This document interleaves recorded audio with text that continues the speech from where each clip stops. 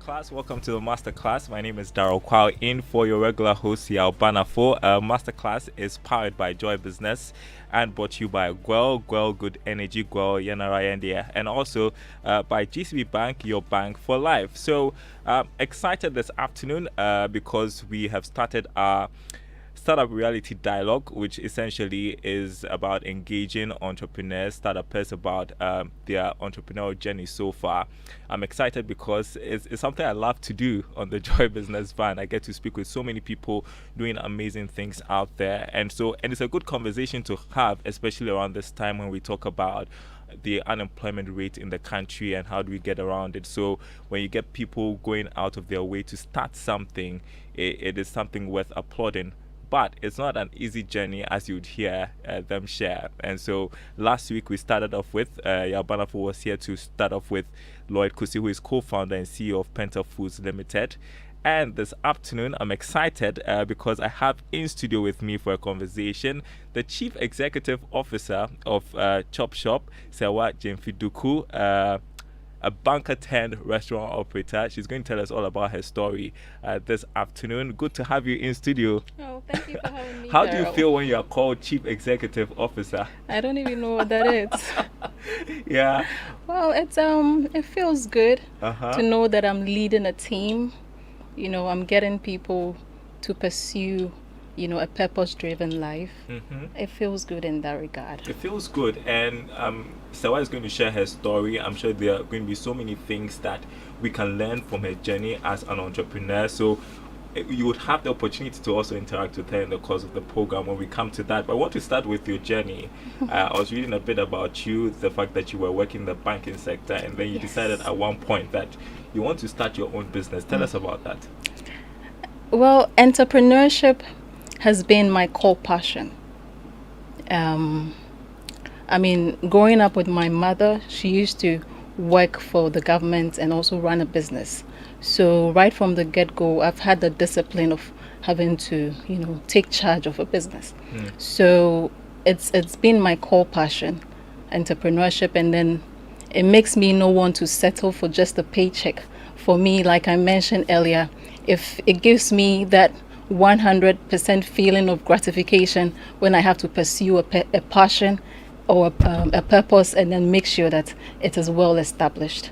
So that's the reason I do what I do. So growing up, you knew you wanted to be entrepreneurial. You knew you wanted to start a business. But then I guess the question is, what do you start with? And you decided on food. Did you settle on food because, there's the perception that food sells, and so yeah, if I start with food, I'll get business anyway. Is that what the motivation was? Well, I get this question quite often. People ask me all manner of questions. Did you start with food because you think you make the best jollof at home? And the answer is obviously no. I started with food because I'm a individual that likes to please people. I love it when people are happy. And what way to get people happy than through food? So that's basically the reason I decided to get into food at the beginning. Yes. But is it as easy as it appears? Oh, just prepare food, get a few friends, tell them, I've started a food business, and so come and try it out, and then things are going to just go smoothly?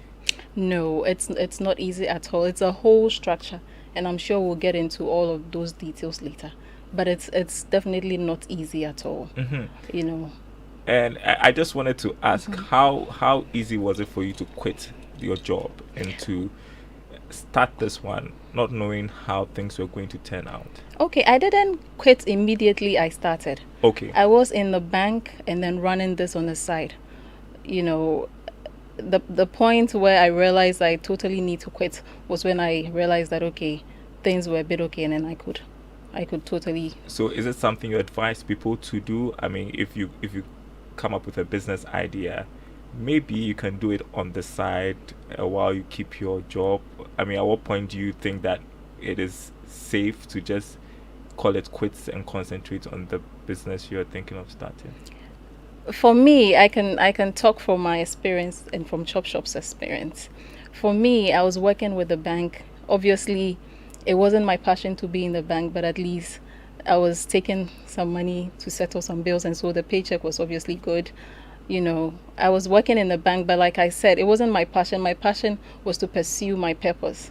So the whole point was for me to start a side hustle and then eventually turn it into a main hustle.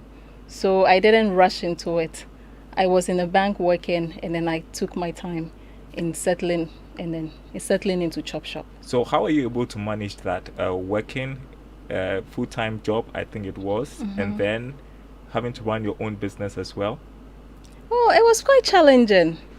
The few times that I was there full-time was when I'd have to take my leave days from the office and then get there. But what I did most of the time was I'd close from work or the office and then make my way to the restaurant and then interact with my customers, get to the kitchen and make sure the chef is doing the right thing. Yes. Okay, so take us through day one when you decided, okay, I want to start this food business and the processes till you got where you are today. Okay. So obviously, like every other startup, the resources are quite limited. So you find yourself doing a lot of micromanagement. In fact, we're in our 4th year, getting into our 5th year. So I'm gradually phasing out of that. That startup phase, and that micromanagement phase. But obviously, when you start, there's a lot of things you do all by yourself.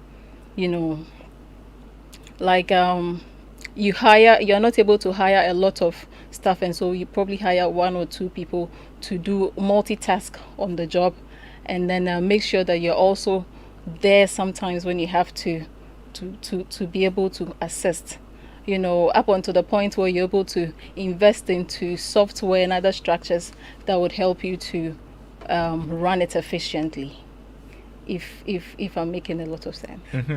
And so for every business, if you're starting, funding is a problem. Where did you gather money? Was it from your job as a banker to start the business? For Chop Shop, we started like really basic. We got a bit of support from family and friends. I leveraged on my relationship with my family and my friends to get a bit of support to start. And so most of our equipment were not even commercial, they were domestic. So as the business grew, I decided to plow in a lot of the money back into getting equipment that were commercial and that were sustainable enough for us to run. Okay, and then you have to think about the product that you're coming out with. Of course, it's food. Everybody loves food, but then your product has to be unique, different from the others. And so, what considerations went into that? For food, basically, it's about recipe creation. What we did from the get-go was to decide on what our recipe was. Of course, along the line, we took a few out of the menu, we added a few on, and then we decided on how it is we wanted it to taste and how it is we wanted it done. So moving forward, since we had that recipe, all we had to do was to be consistent with it. Yes, so that's what we're running with up until now. Okay, just give us an idea what sort of recipe you're talking about for people who are hungry right now and thinking they want to get some lunch. I mean, if they wanted to go to Chop Shop, what would they get, and how is that different from what others are selling? Okay, so Chop Shop is an Afro-urban restaurant or food chain business, and so what we commit ourselves to doing is to create amazing food experiences. Yes, so we give you okra without oil, and as it is right now, customers have made it our best seller. They love it to death. We give you snails instead of using we do chicken sauce and beef sauce, but they love our snail sauce, and that is what you wouldn't find those are your anywhere. Own recipes? Yeah, those are my own recipes. Yes. Okay. Yes, that is what you wouldn't find anywhere, and that's what makes us different. And aside the recipe, there's also a lot of things we do that gives us that competitive edge over our competitors, and so that's why people would want to settle for Chop Shop. Okay, tell us about day one when you started. Do you remember day one? Yes, I remember day one. What day was that? Oh, exactly what day was? Oh, was it a No, weekday, weekend? it was the 4th of April 2018. Oh, you remember? Yes, I remember when we started. Okay, It was tell the us about 4th of that day. There was the whole excitement of starting my own business. You know, I get this chef, he gets into the kitchen, we decide on our recipes. He shows me a few skills here and there. I get excited. Along the line, I begin to feel the heat, and begin to understand that entrepreneurship is really not an exciting journey, but you have to hang in there and make sure it works. Day one, meeting people on the day of our luncheon. That was it. But aside day one, the real stress of the business, I think, rolled out after the first month. The real challenges started showing up after the first month. Yes. Yeah, and I guess the challenge is that day one, everybody comes around, they're excited about the food. They probably would give you some money for the food as part of the launch of the business, and then after day one, you now have to think about getting regular customers. And so, what was a strategy to get people to come back and buy food from Chop Shop? Okay, so our number one strategy was the taste of the food. We made sure the taste was good and was consistent enough to keep customers coming back. The other strategy was also to leverage on social media to be able to push the message out there. Influencer marketing, sponsored ads, to be able to push the message out there and then push the brand out there. We're big on social media, and so that was our main channel of getting people in. Yeah, I know that people think running a food business is easy, but it's also sometimes cost intensive. Looking at the sort of investments that you have to make, getting your the place, the restaurant, the venue, the equipment, or the setup to really be able to prepare the dishes and all of that, pay utilities and all of that. Tell us about what cost goes into getting stuff prepared for people. The cost now is even more crazy than it was 4 years ago. I can imagine. Yes, I mean, now we're as obviously all of us know, we're running at an inflationary rate of about crazy. It's like well, today the 300 Ghana Statistical Service released the latest inflation figures. I don't want to scare you, but as of May, it's 27.6%, and That's so crazy. it means that if you have 100 CDs, 27.6% of your money is the thief. Like, inflation is stealing that And money. at the time we started, we're buying oil for about 200, a gallon of oil for about 250. Now it's about 570 cedis. So the implication on the cost of running the whole business is absurd. It makes the business, I mean, the joy is that you're pursuing your passion and you're pursuing your purpose. But really, you cannot transfer that cost onto the customer. Otherwise, you're pricing people out. Yes, so the number one hurdle for us is the cost of running the business. Obviously, there are lots of cost components within the business. Our cost on dry items, our cost on cold items, and also being able to set up our structures so well so that we're able to catch pill free and all of those challenges. So the number one hurdle for us as it is right now is being able to cut down costs. And obviously that translates into, less profits as a business. Well, the situation then was different, but now we have to deal with so many things. Like you mentioned, the rising cost of food in itself. Last month we were talking about utility companies having to increase charges. Right. All of that you have to factor in right now. You talk about structure, which is very important for every business. So tell us about how you were able to put together a structure that worked for your business. Okay, structures are really important, as you have mentioned. And as it is right now, Chop Shop has 3 main branches and 2 express branches. So if we don't have structures, I mean, I'll be catching my breath every time. So we do have structures that make sure that all the 5 branches are networked.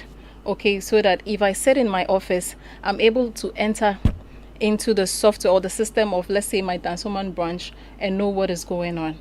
Okay, the structure we have at Chop Shop right now is so much centralized, such that our distribution goes within a system.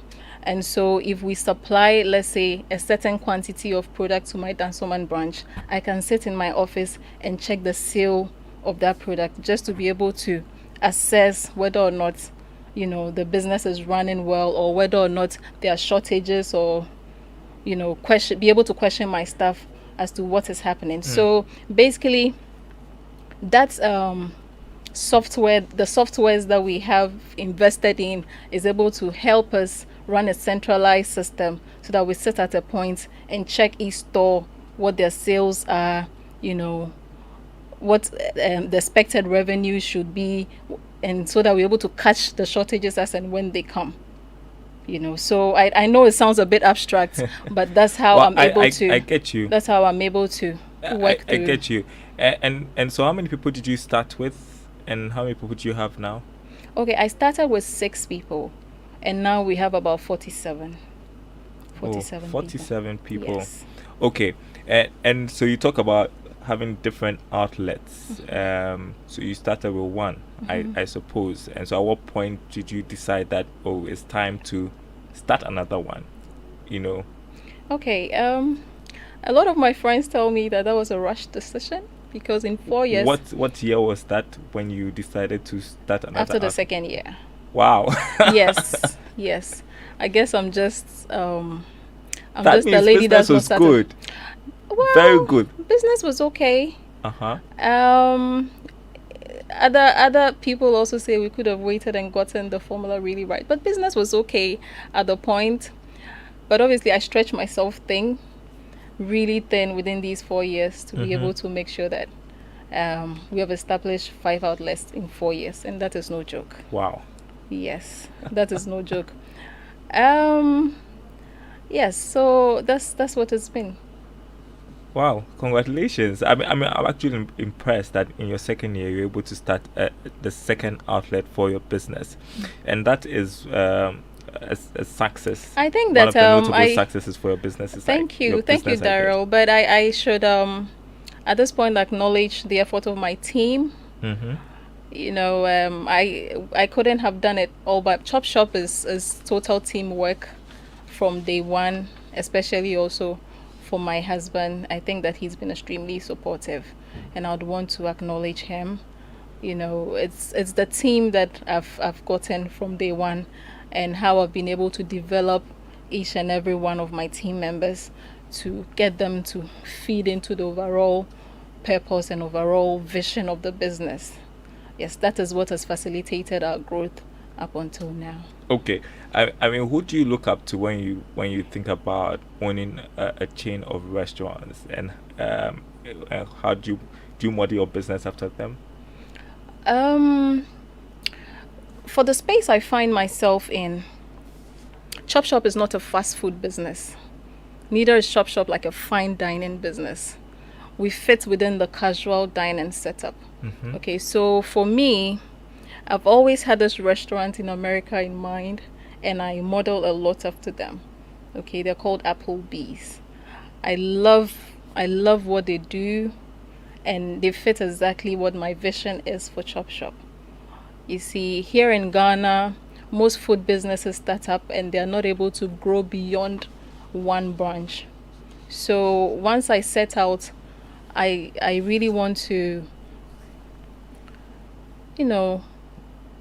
investigate what other businesses do other businesses that grow, what they do that's able to propel their growth. And so for me, I look at Applebee's in the US. Okay, people are listening and wondering what's Applebee's. I've not been there before, so no, I'm just saying.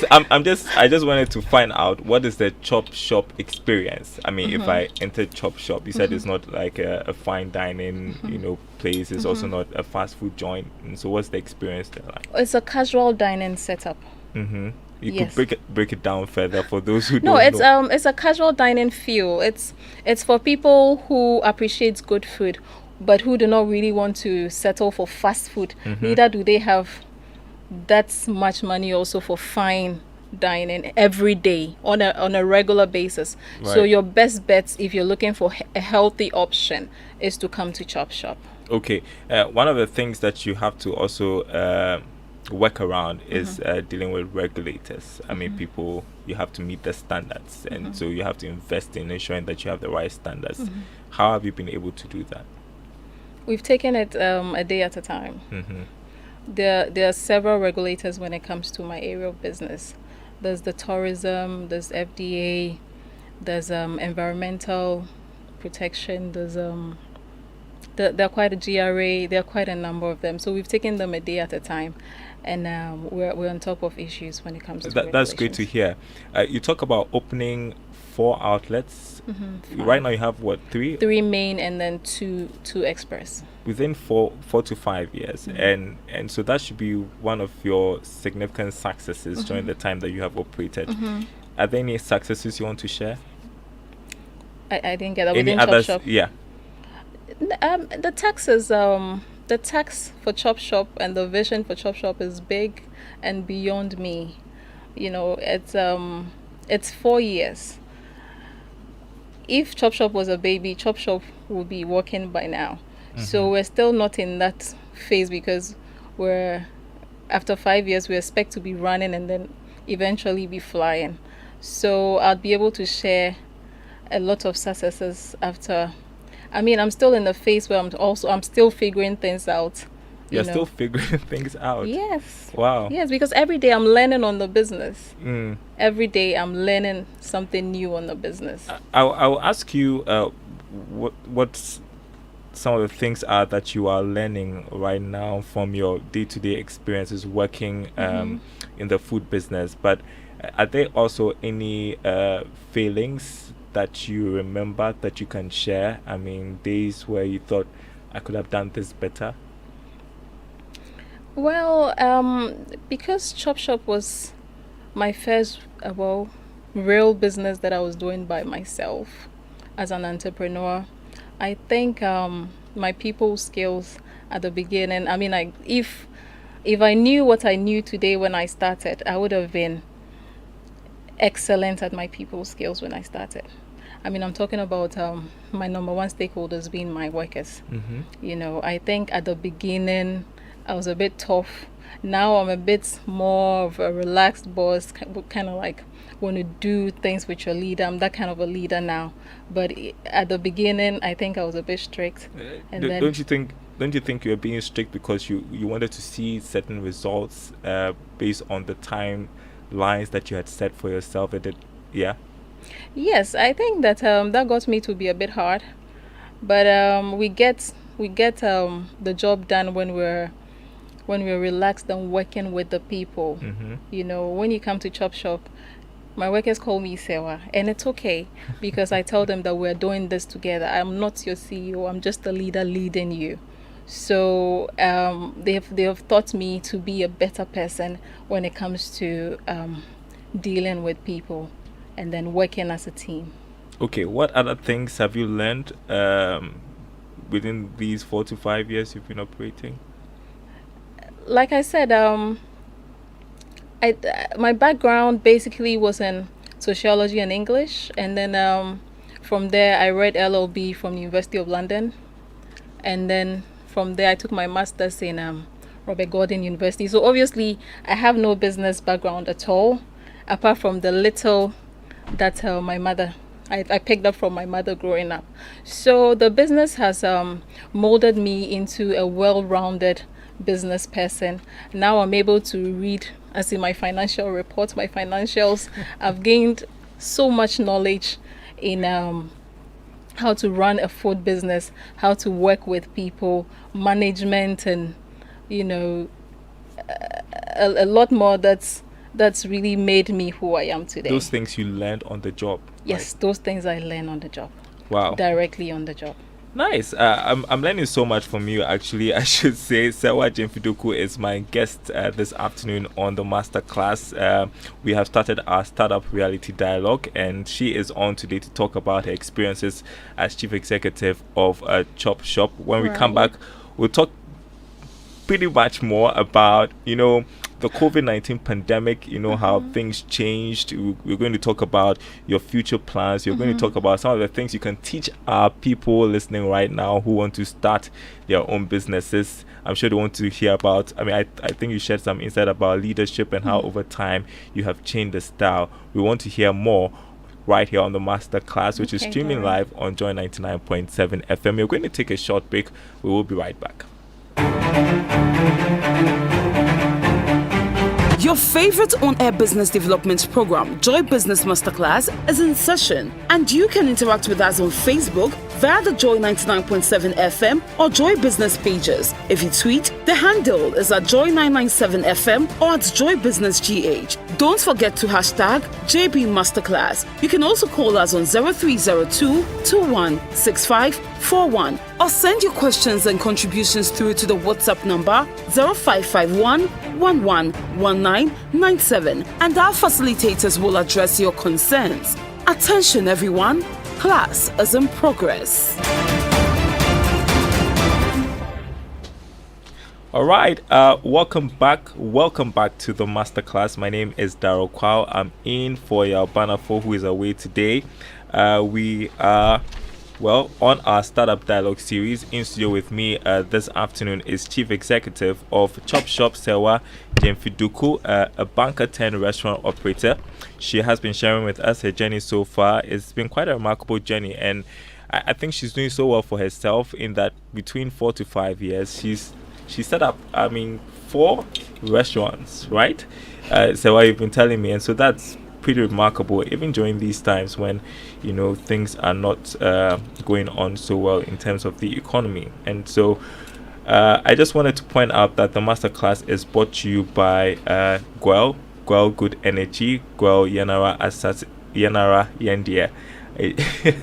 I was going to sing the anthem Yanara Asas, but it's Gwel Yanara Yendia. And also GCB, your bank for life. Now, Gwel has good news for you. Gwel is rewarding its prepaying Go Card customers with 2 pesos discount per liter on fuels.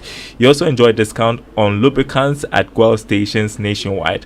Elevate your goodness by enjoying Gwel Go Club today and enjoy up to 3 pesos per liter discount on fuel. That's great. That's actually pretty tempting. Amazing discount on lubricant purchases, free life insurance cover provided by My Life Insurance, accrue and contribute loyalty points to a social group to fund an approved CSR project, and above all, enjoy exclusive Gwel branded campaign gifts. Join the Go Club by visiting Gwel stations or offices, Gwel website, registration.gwel.com.gh, registration.gwel.com.gh, and all Gwel social media platforms. Individuals, corporate, family, and social groups join the Go Club now. Gwel Good Energy, ya yende.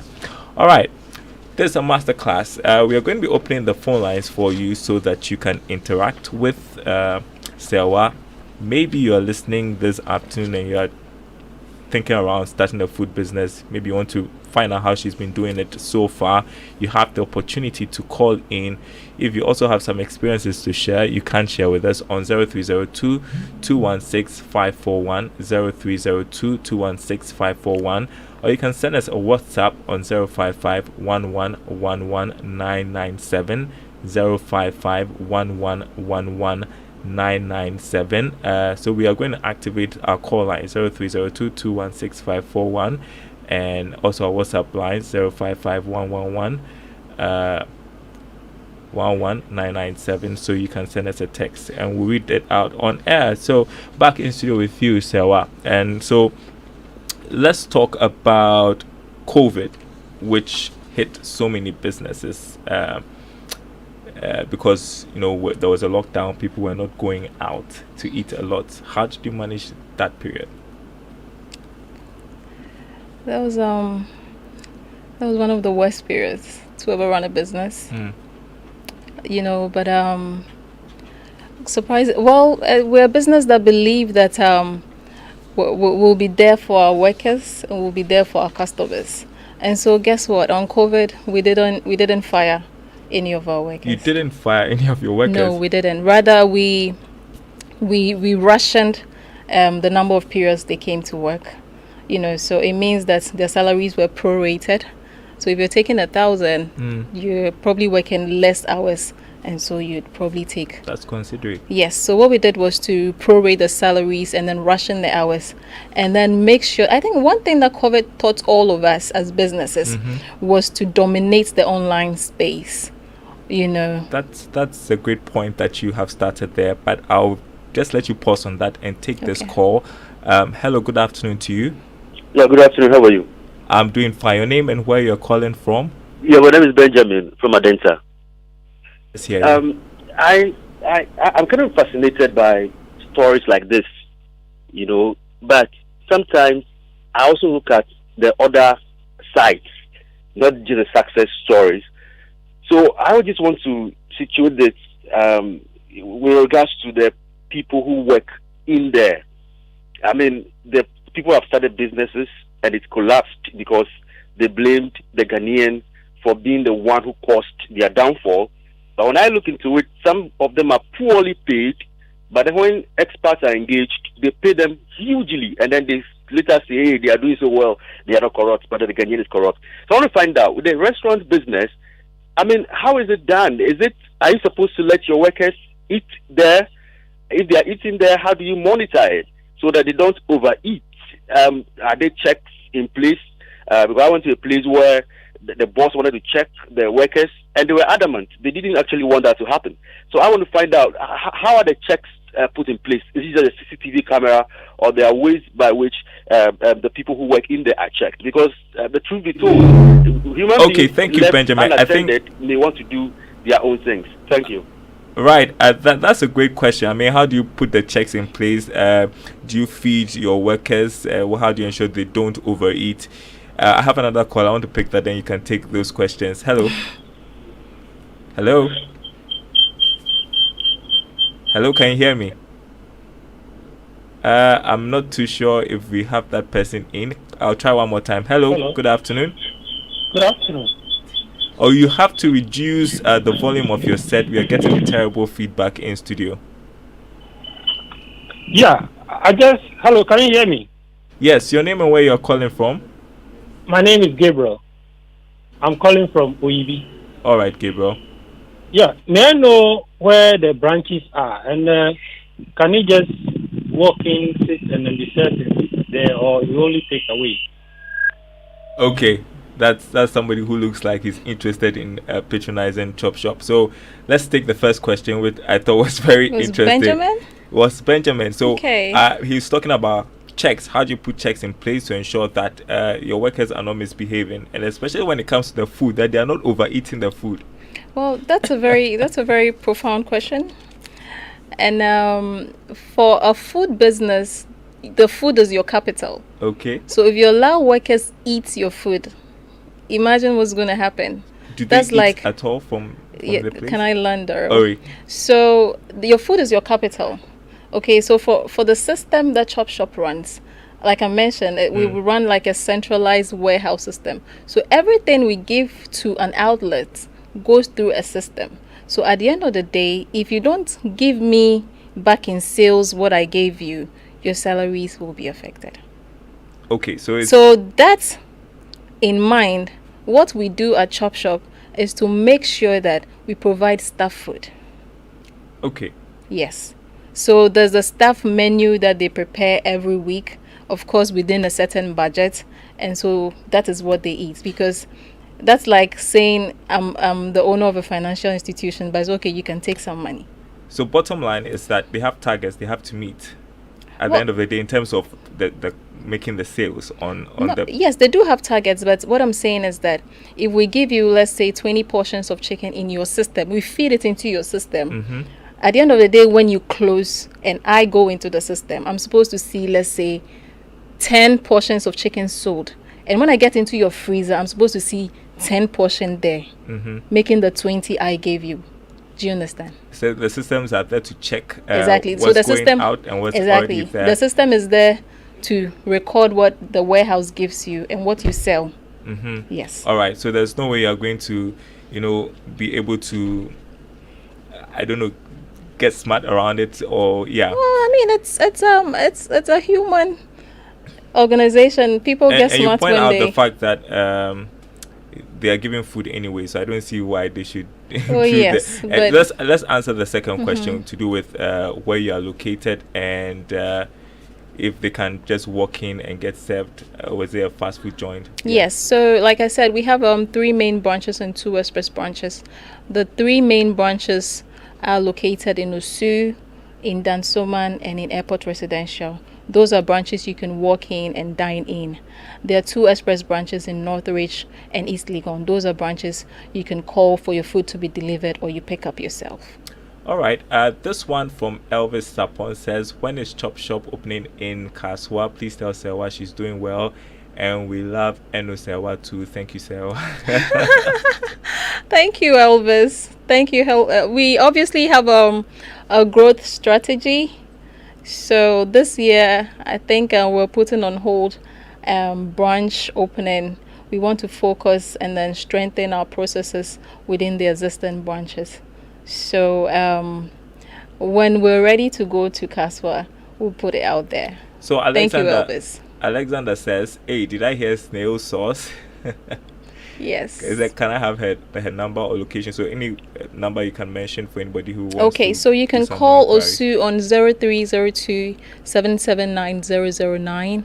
You can call Dansoman on 0302 317 695. I'm hearing you have to slow down in mentioning the numbers so people can write them down. Okay. So you can call Osu on 0302 779 009. Dansoman on 0302 317 695. You can call Airport Residential on 0302 737 898. You can call East Legon Express on 0302 546328. You can call our Northridge branch on 0302 226485. Okay. You were talking about the COVID-19's impact on your business and how you had to move some of the business online, right? Tell us about that. Yes. Well, I think that if anything, the pandemic taught us not to focus so much on brick and mortar, to be able to move and dominate the online space just to drive a lot of traffic and a lot of marketing online. So it caused us to strengthen our marketing, abilities online and then get more presence online. Okay. Yes. This one says, hello Daryl, did she say she has a branch in Dansoman? Can she share a WhatsApp contact, please? Okay. I think you did, but maybe you should repeat for the sake of this person who sent a message. Okay, so for Dansoman, you can reach the branch on 0302 317 695. Can you repeat that again? 0302 317 695. All right, and let's talk about the future for Chop Shop. I mean, what are the plans for maybe, let's say, the next 5 years, since you are talking 5? The future for Chop Shop, by the grace of God, is big. The future is bigger than myself, and the business is seeing itself eventually becoming a franchise. And when I say that, I know that it is possible. It is a household brand that has come to stay, and in the next in the next couple of years, in the near future, we're going to open up and then make sure that across all the regions of Ghana and even on the continent of Africa, we're able to expand and then make our mark. How is competition like in the food space? I know there are a lot of people competing for customers. Yes, competition is grave. So how do you handle that? Competition is grave, but I think that it boils down to good service. good service. People are willing to pay for service, and even though we are a human organization and we wouldn't have it 100%, when we focus, we have focused on training our workers to be able to mitigate or lower the effect of customer complaint on the business. So competition is grave, but I think we've established the brand as a household brand to a certain point, by being accessible, with our 5 outlets. And so Ghanaians have accepted Chop Shop. They love Chop Shop for our recipes. Some kind words for you this afternoon from Edem, who is listening from Tema. Says, our lady in the studio has done well and has to be commended. Thank you, Edem. Her story is very similar to most of us, but it is not all of us who are able to outgrow the setup stage.